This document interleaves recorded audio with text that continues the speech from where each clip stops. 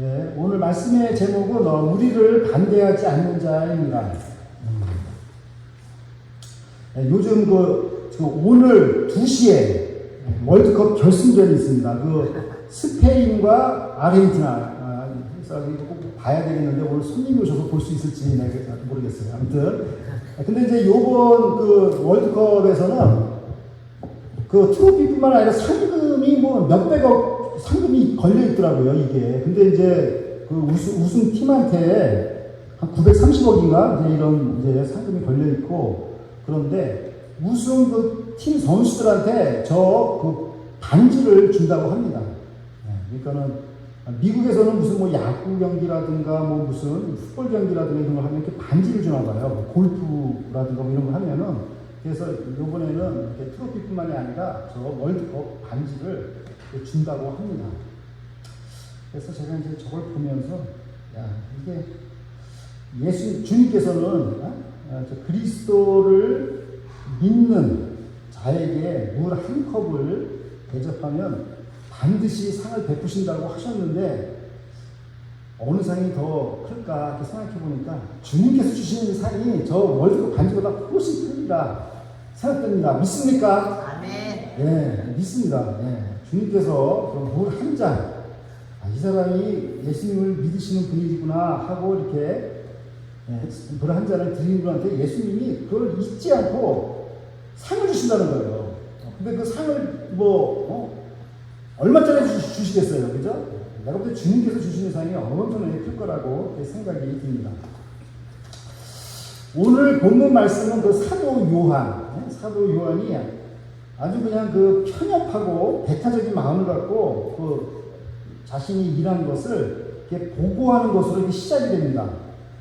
그러나 나중에 사도 요한이 부활하신 예수님을 만나고 성령 세례를 받고서는 변화되어서 이렇게 기록을 하였습니다. 요한복음 10장 16절입니다.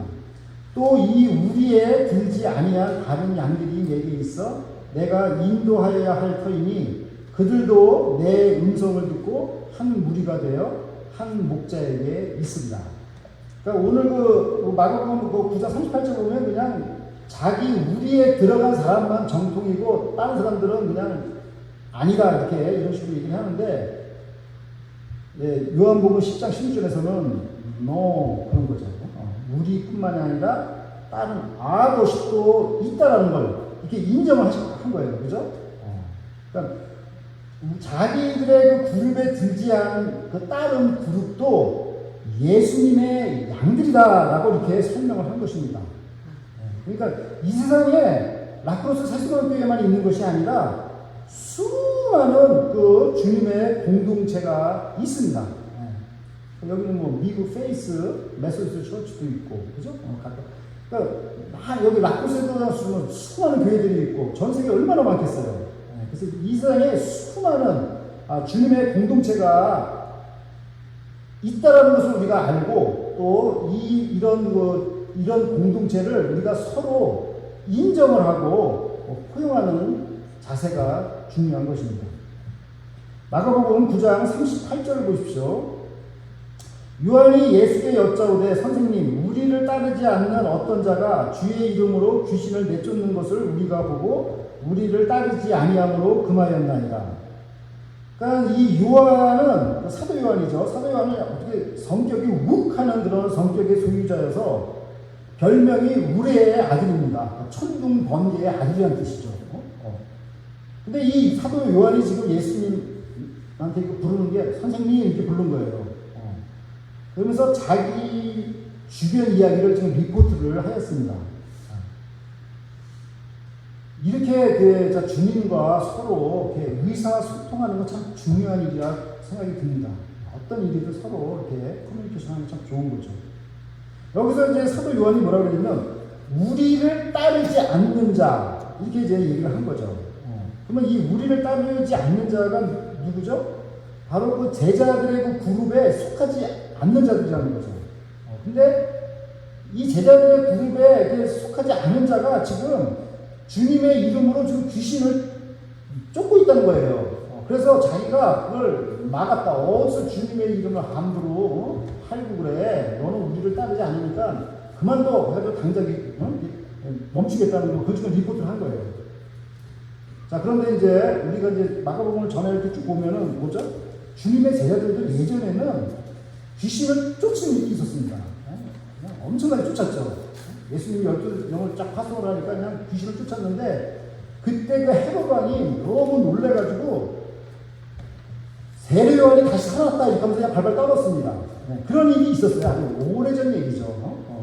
근데 지금 이 제자들은 더 이상 귀신을 쫓아내지 못해요. 변호산 상에서 그냥 예수님과 그 세 제자들은 모세와 엘리야를 만나가지고 막 화물경에 취해 있을 때, 그 변호산 밑에 있는 9명의 제자들은 그 벙어리 들고 귀머거리고 귀신을 그냥 아무리 그냥 쫓으려고 해도 나서는 예수님으로 물러가라 뭐 해도 안 되는 거예요. 그러니까는 이제 예수님의 이름이 땅에 떨어진 거죠, 그 당시에. 그래서 나중에 이 제자들이 왜 우리는 전에는 이렇게 귀신 쫓았는데 예수님 우리는 왜 이렇게 귀신 쫓는 일을 실패했습니까? 이렇게 물어보니까 예수님께서는 딱 한마디로 대답했죠. 기도 외에는 이런 일이 있을 수 없다. 딱 한마디. 그러니까 뭡니까? 너희들이 기도하지 않았다. 이렇게 말씀을 하신 거죠. 자, 그런데 여기서 지금 38절에 보면 어떤 자가 주의 이름으로 귀신을 내쫓고 있는데, 이게 어떤 자가 누군지 모르죠, 우리는. 그렇지만 우리가 이제 추측할 수 있는 것은 오래전에 아마도 그 제자들이 귀신을 막 쫓는 것을 본 사람일 수가 있는 것입니다. 그러니까는, 야, 저 예수님의 제자들이 그냥 나가서 그냥 막 전도하고 막 귀신을 내쫓으니까 진짜 얼마나 신비스럽겠어요? 그러니까 자기도 이 예수님을 순수한 마음으로 믿고 예수님의 이름으로 물러가라니까 귀신이 진짜 막 물러가는 거예요. 네. 그러니까 어떻게 돼요? 귀신 쫓던 사람들이 막 그냥 다 나니까 뭐 그냥 얼마나 좋겠어요. 아주 잔치 분위기죠. 그런데 그 예수님의 제자들이라는 사람들이 와가지고 하지 마 이렇게 지금 한 거예요. 이걸 보면서 저는 그 한국 유행어 내로남불이라는 단어가 생각이 나요. 그죠? 내가 하면 로맨스, 당신 하면 불륜이다. 이런 한국 그 유행어가 있는데, 제자들은 자신들이 귀신 쫓는 일에 특허받았다고 생각을 하고 남이 하는 것을 인정을 안 했습니다. 자, 그런데 만약에 이 제자들이 정말 영적인 분별력이 있었다면은 이게 얼마나 좋은 거예요. 그죠? 넓은 시각으로 만약에 본다면 이게 지금 하나님 나라가 지금 막 확장되고 건설되는 거 아닙니까?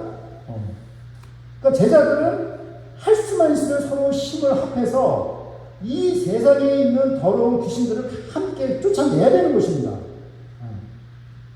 그런데 이 좋은 일을 하는 것을 지금 이 제자들이 이렇게 막는다는 것은 이건 마치 무엇과 같아요? 한쪽 손으로는 그냥 하나님의 나라를 건설합시다 그리고 한쪽 손으로는 하나님의 나라를 파괴하는 지금 이런 일을 하는 거죠. 그러니까 우리가 이제 자기가 이제 열심히 신앙생활 하잖아요. 근데 솔직하게 열심히 신앙생활하는 게 참 무서워요. 그죠? 왜냐면 열심히 신앙생활하는 사람들의 그 특징 중에 하나가 자기가 옳다라는 거에 빠져 있어요. 그죠? 내가 진짜 옳아. 내 말 다 들어야 돼. 그러니까 어떻게 돼요? 다른 사람 말을 안 듣는 어떤 그 배타적인 마음을 갖기가 쉽단 말이에요. 그러니까 열심히 자기가 예수님 12제자들은 우리가 뭐 모든 거 다 버리고 주님을 따랐으니까 너희들은 우리를 따라야 돼. 뭐 이런 게 있는 거잖아요. 내가 속한 이 그룹 이게 정통이고 이게 최고고 이 말을 들어야 된다. 뭐 이런 아집에 사로잡히기가 쉬운 거죠. 자, 그런데 반대로 귀신을 아까 그 쫓은 사람 있죠. 어떤 사람이 말했죠. 그 사람의 입장에서 보면 야, 자기들이 귀신을 이렇게 막 쫓아낼 때는 언제고 이제 와서 자기가 그 귀신을 쫓아내니까 이 쫓아내지 말라고 하는 거 이게 도대체 뭔 얘기냐. 아주 이 사람들은 바리새인보다 더 나쁜 사람들이구나. 이렇게 생각했을 수가 있어요. 그죠? 아니, 뭐, 이런 예수님을 제자라는 사람들이 언제나 하라고 그러고, 언제나 하지 말라고 그러고, 에라 안 믿는다 짜식. 그러고, 죄송합니다. 안 믿는다 그러고 그냥 갈 수가 있었을 거예요. 어? 그 사람이 그냥, 다 때려치고 그냥 안 믿고. 그럼 또 뭐 예를 들어서, 귀신이 쫓겨나가지고 병 난 사람이 있을 거 아니에요. 그 사람은 또 뭐가 되는 거예요? 예수님 믿고 귀신 쫓겨나는데, 야, 이런 거 하면 안 돼. 예수님 제자들이 이렇게 하니까, 이게, 그냥, 얼마나 사람들이 상처가 되고 실망이 됐겠어요. 그죠? 많은 사람들이 믿음이 실족이 됐었을 것입니다. 우리는 누구를 위해서 복음을 전하는 것일까요? 자, 이걸 한번 우리가 살펴봐야 돼요. 그래서 나는 우리 교회 성도님들이 이렇게 교회에 나올 때마다 우리 교회를 위해서 물론 기도하시겠지만 이 미국 교회를 위해서도 기도를 많이 해주시면 좋겠습니다. 여기 보니까 여기 오늘 처음 봤는데 여기 무지개 요 깃발 이렇게 걸어놓은 걸 보니까 또 다른 또 칼라의 교회인 것 같다라는 생각이 좀 들긴 해요. 아무튼 우리가 이제 분별력이 있어야 되는 겁니다. 그러니까 우리가 신앙생활을 할 때 항상 이제 분별력을 가지고 신앙생활을 해야 돼요. 우리는 누구를 위해서 복음을 전하는 것입니까? 자기 교회의 부흥만을 위해서 복음 전한다 그러면 이거는 크게 잘못된 것입니다. 잘못된 거예요. 또 자기가 속한 그 단체, 그게 최고다. 이거 잘못된 거죠. 주님은 그렇게 가르쳐주지 않고 모든 사람이 다 주님의 자녀들이라는 걸 우리가 그걸 알아야 되는 거죠. 그죠? 그냥 내가 믿는 믿음이 최고야. 너희들 다 가짜야. 이런 생각하기 쉬워요. 그렇게 생각하는 사람들이 거의 99%가 이단입니다. 이단. 열매를 보면 우리가 알 수가 있어요. 그래서 우리는 복음을 전할 때 어떤 교리를 그냥 강조한다거나 이것이 최다, 이거는 전부 위험한 것입니다. 우리가 복음을 무엇을 위해서, 누구를 위해서 전하는 건가? 바로 주님을 위해서 전한다는 것을 우리가 분명히 알아야 되는 것입니다. 마가복음 9장 39절과 40절을 보십시오. 예수께서 이르시되 금하지 말라. 내 이름을 의탁하여 능한 일을 행하고 즉시로 나를 기방할 자가 없느니라. 우리를 반대하지 않는 자는 우리를 위하는 자니라. 그러니까 여기 보면은 이 39절과 40절은 원래 한 문장입니다. 그죠? 영어로 보면 확실하게 한 문장이라는 걸 알 수 있죠. 그리고 중간에 for라는 단어가 중간에 두 개가 나오죠. 그러니까 이게 접속사 for, because라는 뜻이죠. 그러니까는 뭐죠? 이 내용은 예수님께서 금하지 말라 말씀하신 이유를 두 가지가 지금 소개되어 있는 것입니다. 첫 번째는 예수님의 이름을 의탁해서 능한 일을 한 사람이 예수님을 비방하지 않기 때문에 그 사람 스탑시키지 말라. 또 두 번째는 예수님을 반대하지 않는 자는 예수님을 위하는 자이기 때문에 그 사람을 스탑시키지 말라. 이 말씀이죠. 그래서 주님께서는 주님의 사역을 하는 데 있어서 그 포용성을 갖고 일하라는 것이죠. 엄청난 포용성이죠. 저 사람이 믿음이 식어가지고 그냥 믿음이 있는 건지 없는 건지 그런 사람이라 할지라도 그 사람이 주님을 반대하지 않으면 주님을 위한 사람이라고 예수님이 얘기한 거죠. 그러니까 우리가 그 마음을 넓게 열고 잘 받아들여야 되는 거죠.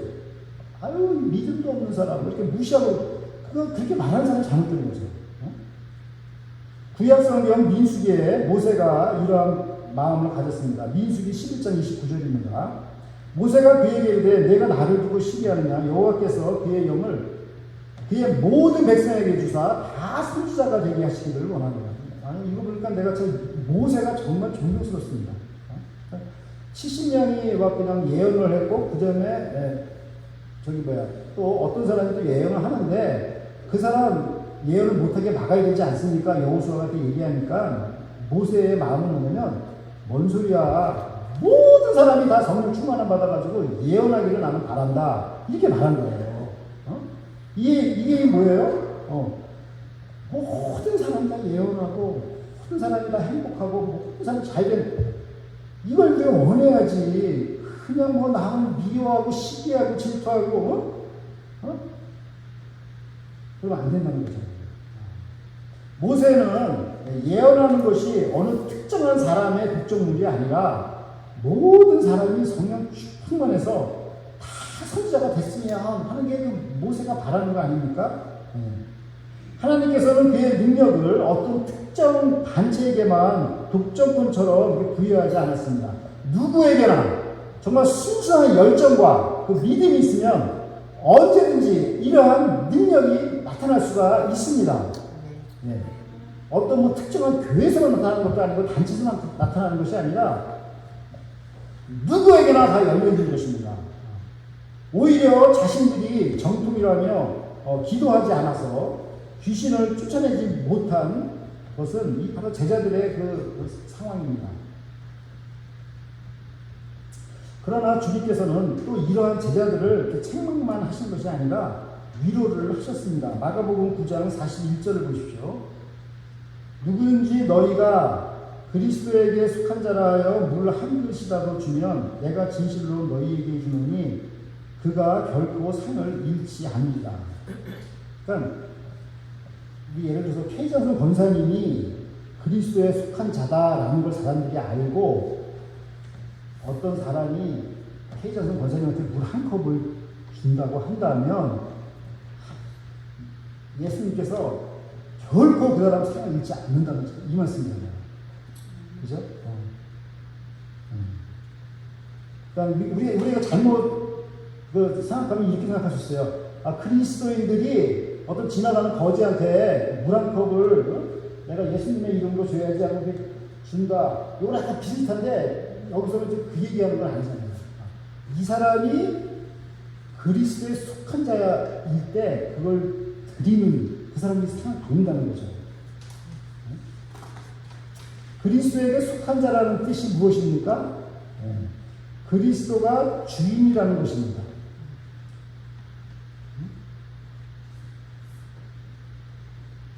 You, because you belong to the Messiah. 예수님께 속한 사람. 그리스도가 왜 주인입니까? 주님께서 우리를 창조하셨기 때문입니다. 주님은 창조주시고 우리는 피조물입니다. 또 주님께서 그 피로 우리를 사셨기 때문에 우리의 주인입니다.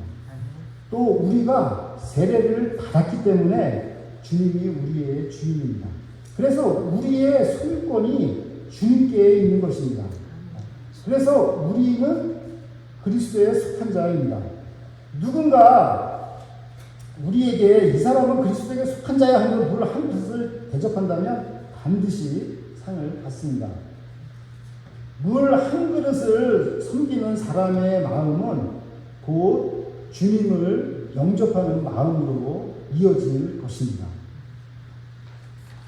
저는 개인적으로 우리 영남권사님께서 매주마다 저한테 제가 깜빡깜빡 집에서 물 들고 오는 걸 까먹는데 우리 영남권사님께서 오늘 제가 깜빡하고 그냥 빈손으로 왔는데 영남권사님께서 저한테 이렇게 물을 주셔서 너무너무 감사를 드립니다. 아무튼 주님께서 상을 주시기를 간절히 기도합니다. 근데 사실 저보고 주셨겠어요. 예수님 보고 주셨기 때문에 이렇게 물을 하나 드리는 걸 예수님을 보고 주셨기 때문에 그 마음이 예수님께 더 열린다는 것이죠. 그죠? 저한테 상처도 많이 받을 수가 있잖아요. 그러니까 주님을 바라보고 드리는 거잖아요. 그죠? 이것이 진정한 축복입니다. 주님께서는 거창하게 일을 하는 것만 이렇게 상을 주신다고 말씀하시지 않고 소소한 물 한 컵 대접하는 이런 작은 일에 지금 초점을 맞춰서 말씀하고 계십니다. 사람들은 이런 그 소소한 일을 대수롭지 않게 생각하지만 주님은 다릅니다. 에스겔서 47장 3절과 5절을 제가 읽겠습니다. 그 사람이 손에 줄을 잡고 동쪽으로 나아가며 천척을 측량한 후에 내가 내게 그 물을 건너게 하시니 물이 발목에 오르더니 다시 천척을 측량하시니 물이 내가 건너지 못할 강이 된지라 그 물이 가득하여 헤엄칠 만한 물이요 사람이 능히 건너지 못할 강이더라. 그러니까 에스겔 선지자가 그 성전에서 환상을 보았는데 처음에는 물이 발목에 찼으나 나중에는 물이 무릎 허리까지 차오르고 나중에는 급기야 헤엄칠 만한 물이 되는 그 환상을 보았습니다. 이것은 우리의 그 작은 물 한 잔의 그 섬김이 홍수처럼 큰 역사를 일으키게 될 것이라는 그 비전입니다. 중요한 것은 무엇입니까? 주님을 섬기는 마음으로 물 한 잔을 우리가 성도님들끼리도 서로 이렇게 섬길 때 우리의 마음이 점점 더 주님께 가까이 다가가게 되는 것입니다. 마가복음 9장 42절을 보십시오. 또 누구든지 나를 믿는 이 작은 자들 중 하나라도 신속하게 하면 차라리 연자맷돌이 그 목에 매여 바다에 던져지는 것이 나으리라. 여기서 나를 믿는 이 작은 자들, 이 사람들은 누굴까요? These little ones. 두 가지를 생각하셨어요. 첫 번째는 믿음이 연약한 제자들이 여기 속할 수가 있어요. 왜냐면 제자들은 지금 아무것도 모르잖아요. 귀신도 내쫓지도 못하고 그냥 연약한 그 분별력도 없고 이런 상황이고. 또 하나는 누굴까요? 아까 그 38절과 연결해서 보면 예수님의 이름으로 귀신을 쫓아낸 사람이라든가 아니면 그로 인해서 고침을 받은 사람들, 이런 사람들이 이제 작은 자들이 될 수가 있겠죠. 그리고 여기서 신족하다라는 뜻은 헬라어로 스칸달리세이고 영어로는 스캔들이라는 단어가 여기서 유래를 하였습니다. to stumble 이라는 뜻이죠. 영어로 또 그러니까 앞에 장애물을 놓다라는 그런 뜻이잖아요. 그래서 앞에 장애물을 놓아서 그 함정에 빠뜨리는 것, 이것이 바로 신족시키는 것입니다. 그러니까 이렇게 믿음이 연약한 자를 실족해 하는 그 죄의 무거움이 어떠한지 예수님께서는 마치 이 그림처럼 나귀가 돌리는 무거운 연자맷돌로 이렇게 비유를 하셨습니다. 이 연자맷돌을 목에 메고 그냥 바다에 던져지는 게 이렇게 더 낫다라고 예수님께서 말씀하니까 너무 무시무시한 말씀이죠. 그만큼 예수님께서는 이 하나님께 짓는 죄가 얼마나 무서운 것을 지금 말씀을 하신 것입니다. 그래서 우리가 오늘 우리 배운 말씀을 세 가지로 한번 정리를 해보겠습니다. 첫 번째는 inclusive means 포용력, 두 번째는 investment 헌신, 세 번째는 integrity and insight 올바름과 통찰력. 첫 번째 inclusive means 포용력, 이 세상에 많은 믿음의 사역자 혹은 공동체 또 교회들을 대할 때 우리가 어떤 마음의 자세를 가져야 할지 가르쳐주고 있습니다. 하나님의 나라를 세움에 있어서 이 포용력과 그 다음에 파트너십을 가져야 합니다. 삼겹줄은 강하다고 했습니다.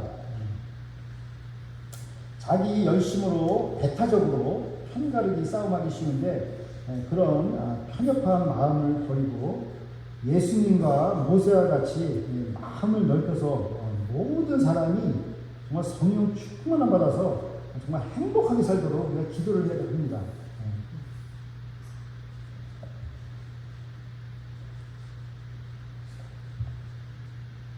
아무튼 아까도 말씀드렸지만은 저희 교회가 이 미국 교회에 어려울 때 우리가 이렇게 돕게 돼서 너무 감사드리고, 우리는 못 느낄 수가 있겠지만은 미국 교회 입장에서는 얼마나 정말 인크리지가 됐겠어요, 그죠? 자, 두 번째 인베스트먼트 헌신입니다.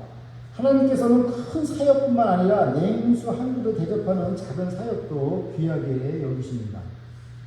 우리가 그리스도인을 주님 대하듯 섬긴다면 우리의 마음이 한결 주님 곁으로 더욱더 다가가게 될 것입니다.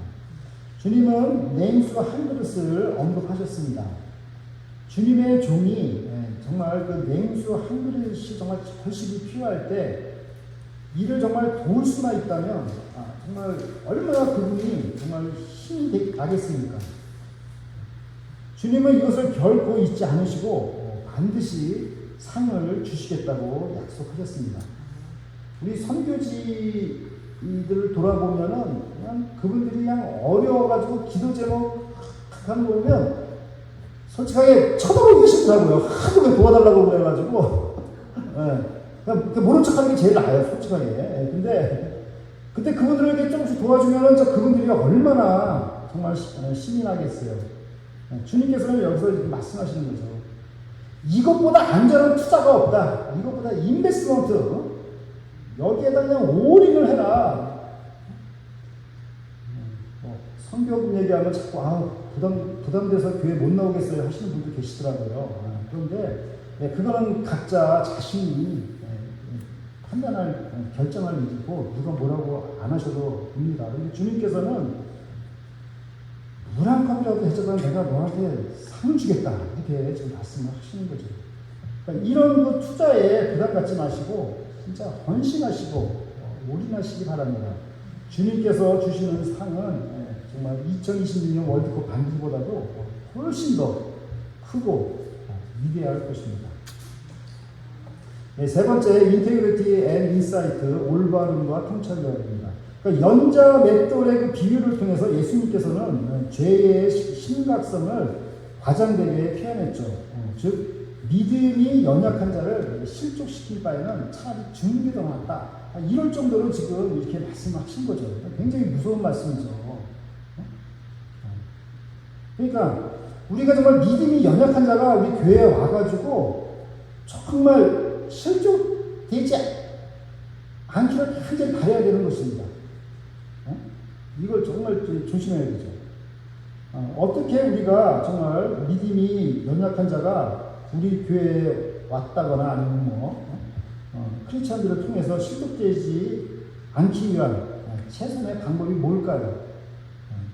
저는 한 4가지 정도로 우리가 생각해보면 올바른, 우리가 정말 올바른 삶을 살면 누가 그 올바른 삶을 사는데 누가 뭐 실족을 당하겠습니까? 그러니까 말과 행동이 똑같으면 누가 실족을 당하겠어요. 그죠? 그게 다르니까 사람들이 실족하는 거 아니에요? 그러니까 올바른 삶을 살아야 되죠. 우리 자체가. 그 다음에 포용력, 마음을 좀 넓혀야 되는 거죠. 자기 뜻에 안 맞으면 그냥 전부 원수처럼 말도 안 하고 이러면 안 되죠. 정말 주님을 반대하지 않는 자는 다 우리 편이다. 이런 포용력이 있어야 되죠. 그리고 무조건 또 포용력만 있는 게 아니죠.